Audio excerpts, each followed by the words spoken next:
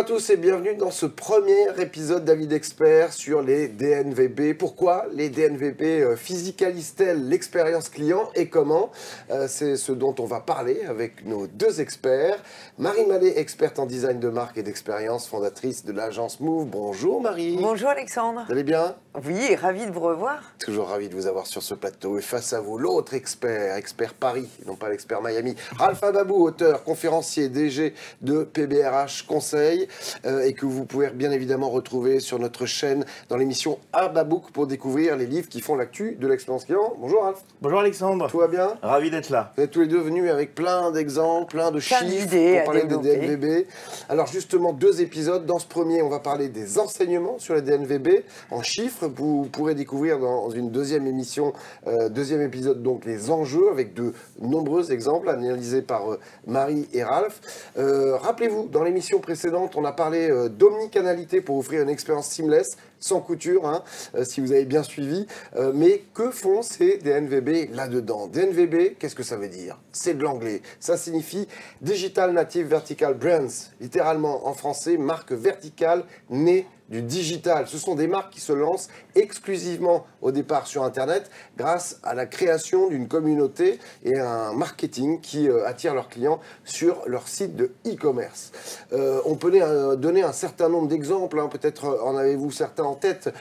Pour nous, eh bien, on a repéré Respire, manucuriste dans le domaine du bien-être et de la beauté, le slip français qu'on connaît tous, ou IC pour les sous-vêtements, Jimmy Fairly en ce qui concerne les lunettes de soleil, Cabaya pour les sacs à dos, Cézanne ou Faguo pour l'habillement, ou encore Bobby's pour les chaussures. Alors, est-ce que l'expérience qu'elle propose, ces DNVB, peut se limiter au digital? Avoir une présence en ligne, finalement, ça ne suffirait peut-être plus. La boutique physique n'est-elle pas devenue indispensable? C'est ce qu'on va découvrir. 715 DNVB en France en 2022 contre 592 en 2021, soit une hausse quand même de 20% pour ces entreprises, comme on peut le voir sur le schéma qui s'affiche. On va voir les 6 principaux secteurs d'activité. 25% sont spécialisés dans l'habillement et la lingerie, 24% dans le bien-être et les cosmétiques, 19% dans les accessoires, 12,4% dans la maison et la décoration, 11,5% dans l'alimentation et les boissons et 7,4% dans le sport et le loisir. Marie, quels sont les chiffres? Les chiffres non pas du loto, mais du marché des DNVB. Alors vous avez parlé de chiffres, hein. Déjà il y a beaucoup de DNVB en France, on a un marché qui est très dynamique. Plus particulièrement ces DNVB, comment elles fonctionnent? Elles ont besoin d'acquérir des clients via le digital, puisqu'elles n'ont pas de boutique, a priori, même si certaines en ont beaucoup maintenant, et c'est pourquoi on est là aujourd'hui. Elles dépensent en moyenne 30% de leur chiffre d'affaires en acquisition de leurs clients via le digital. D'accord. Et ce coût d'acquisition, avec la montée en puissance des retailers classiques qui étaient un peu à la bourre quand les DNVB sont arrivés, a sérieusement augmenté. Il a augmenté de plus de 30% en 3 ans à peu près, pour arriver à 32 € par client. Comment on le calcule, hein? C'est très simple, hein. On prend le coût de la campagne marketing pour laquelle on a investi, on le divise par le nombre de clients qui ont fini par acheter. Donc ce sont des coûts qui finissent par être relativement élevés. Il y a un autre point peut-être, Ralph. Oui, parce que les chiffres, il y a des chiffres complémentaires, c'est comme au loto. Oui, tout à fait. L'autre caractéristique de ces DNVB, c'est que justement leurs clients sont des digital natives, moyenne d'âge 33 ans, et à 75% une clientèle féminine. Ça veut dire donc que ces marques, eh bien, en continuant à en être que sur le digital, elles passent à côté de 80% du marché. D'où l'impératif absolu d'ouvrir des magasins pour retrouver des clients un peu plus âgés et un peu plus masculins. On revient un petit peu sur ce qu'on pensait. Bah oui, le digital n'a pas tout emporté sur lui. Il a besoin de nouveau de magasins. Vieux magasins. Et d'humains. Et d'humains, bien entendu, liés aux magasins et aux vendeurs. Alors, quels sont les enjeux à travers la physicalisation pour éviter de voir leur marge fondre et maintenir leur croissance? Eh bien, les DNVB diversifient leurs sources de trafic, misant sur le SEO, le Search Engine Optimization, l'optimisation pour les moteurs de recherche, et sur la vente en magasin, Marie. Tout à fait. On sait que quasiment 50% des DNVB aujourd'hui ont Des points de vente physiques, alors pas forcément des magasins en nom propre, hein. Ça peut être des multimarques qui distribuent leurs produits, ça peut être des pop-up. Des corners aussi. Des corners, des pop-up, on parle de toute forme de physicalisation, évidemment. On sait que 73% des consommateurs font leurs courses encore dans les boutiques, donc c'est vraiment intéressant pour elles d'aller se physicaliser. Et ça en fait finalement un modèle qui évolue un petit peu, et elles sont plus digitales, elles sont omnichannel, native, vertical brands, finalement, et ce qui les oblige à avoir une expérience hyper seamless. On en a parlé la dernière fois.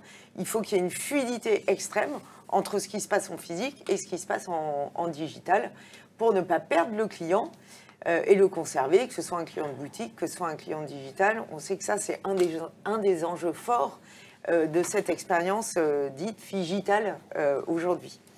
Avant de donner un exemple, est-ce que vous, personnellement, vous achetez beaucoup en magasin?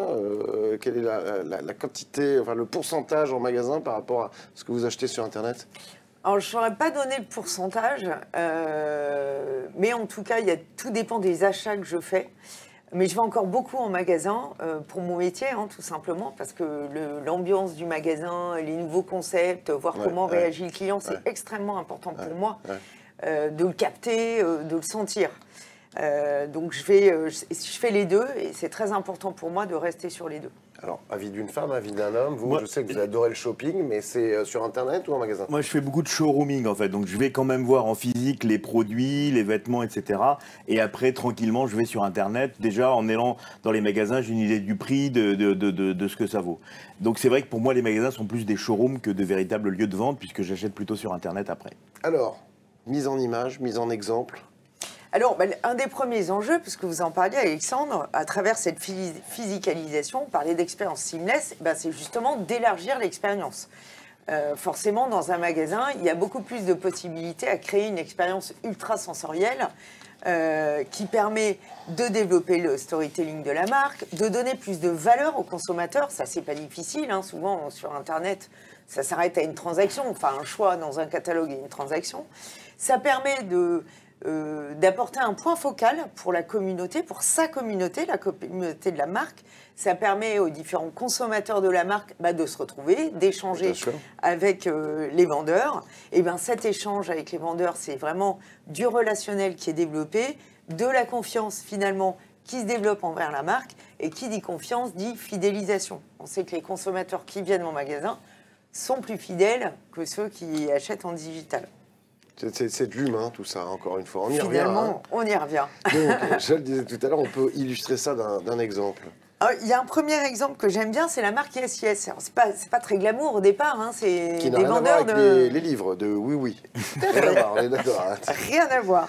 C'est à l'origine une plateforme de reconditionnement de téléphones mobiles et de consoles de jeux. D'ailleurs, j'ai appris il y a quelques jours qu'ils allaient se développer sur tout ce qui est PC, iPad, etc. Donc, ils élargissent leur modèle. Ils ont commencé en digital, et 4 ans après leur succès en digital, ça fonctionne bien, ils ont décidé d'ouvrir une boutique à Caen. Donc, c'est 400 mètres carrés de boutique atelier, comme ils le disent.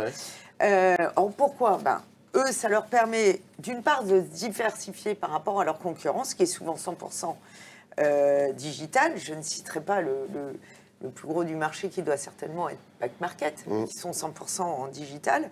Ça permet de gagner en notoriété, ça permet de raconter une histoire, ça permet de donner une réalité physique à la marque, hein, donc développer de la préférence, de la reconnaissance aussi pour les consommateurs. Puis ça permet aussi, dans ce métier qui n'est pas très glamour, hein, acheter un téléphone reconditionné, c'est pas ce qu'il y a de plus sympathique. C'est sûr. Ça permet de redorer un petit peu l'image finalement de ce secteur qui est souvent un petit peu austère. Parce que ces 400 mètres carrés ont été vraiment travaillés en termes d'ambiance. On voit sur les images d'ailleurs, on n'a pas du tout l'impression de venir acheter de la seconde main. On est valorisé comme si on allait chez Apple. Comme si c'était du neuf. Exactement. Alors ça, c'est l'avantage pour la marque, mais quels sont les avantages pour les clients ? Les avantages pour les clients, c'est d'être assurés sur le produit, parce qu'ils vont pouvoir toucher le produit qui a été reconditionné avant de l'acheter, sachant que leurs produits sont 100% sourcés en France. Et d'ailleurs, les accessoires qu'ils vendent sont avec éco-conçus, biodégradables, ils ont des engagements en termes de RSE qui sont très forts. Ça permet, grâce à ces engagements, de répondre aux nouvelles attentes de consommation. Aujourd'hui, les consommateurs sont avides de seconde main, de marques engagées, de marques qui ont une philosophie qui a du sens par rapport à la protection de l'environnement. Et puis, ça permet de réparer leur device en réel et de voir leur téléphone, soit leur téléphone reconditionné avant de l'acheter, puis soit de faire réparer leur téléphone. Et on a vu sur l'atelier, vu sur les ouvriers qui sont en train de réparer sur les téléphones. Ouais. C'est très transparent, très scénarisé. Et pour la petite histoire, il faut savoir qu'ils font de la réinsertion professionnelle en plus aussi, à travers les salariés qui travaillent dans leurs ateliers. Donc une marque engagée comme ça, elle ne peut que conquérir les consommateurs d'aujourd'hui. Votre avis d'expert là-dessus? Moi, je voudrais prendre un exemple justement qui prouve que la physicalisation, ça devient un enjeu aujourd'hui. Idem pour les marques qui ne sont pas des DNVB et des très anciennes marques. Vous vous souvenez de 3615 PAP, particulier à particulier. Ils ont commencé dans le Minitel. Oui. Aujourd'hui, évidemment, tout est sur Internet. Et ils viennent d'ouvrir 2 boutiques à Toulouse et à Lille, justement pour faire aider les vendeurs ou les acquéreurs, les locataires et propriétaires à mieux connaître le marché de l'immobilier. Donc, on peut très bien ne pas être d'une DNVB et être concerné par la physicalisation du business. Ils ont réussi en plus à rebondir. Exactement, ils sont toujours en permanence en train de trouver des nouvelles idées. Ils peuvent faire également un coaching en tant que propriétaire pour vous aider à vendre. Pour 790 €, vous avez quelqu'un qui est un coach. Donc je veux vous montrer par là que ce sujet de la physicalisation, le retour vers le magasin, ça concerne tout le monde, y compris les entreprises qui ne sont pas des DNVB. Mais c'est une forme de DNVB, PAP, puisque c'était le Minitel au départ. Oui, alors oui, mais enfin ils sont nés il y a très longtemps, bien avant que le digital existe. Joli rebond du Minitel. Voilà, exactement. Le Minitel pour tout le monde, puisque 3615 du là a périclité. Alors, quelle est la suite à ça, Marie? Avec cette augmentation... Il y aura d'autres ouvertures qui sont prévues? Il y aura bien évidemment d'autres ouvertures, puisqu'à priori, ça fonctionne, et ils prévoient 10 ouvertures d'ici à 2025 en France. Donc, pas qu'à Caen. J'aimais aussi bien cet exemple, parce que souvent, c'est à Paris qu'on ouvre en premier. Et là, c'est une marque normande. Je trouvais ça important de le souligner. Ils sont restés locaux pour, exactement. Pour les débuts. En tout cas, merci beaucoup Marie-Ralph pour cette première partie. On se retrouve très vite pour le deuxième épisode qui est donc dédié au DNVB, mais dans lequel on analysera les enjeux de ces DNVB avec de nombreux exemples. Merci de nous avoir suivis. On se retrouve très vite pour la partie 2. À très vite.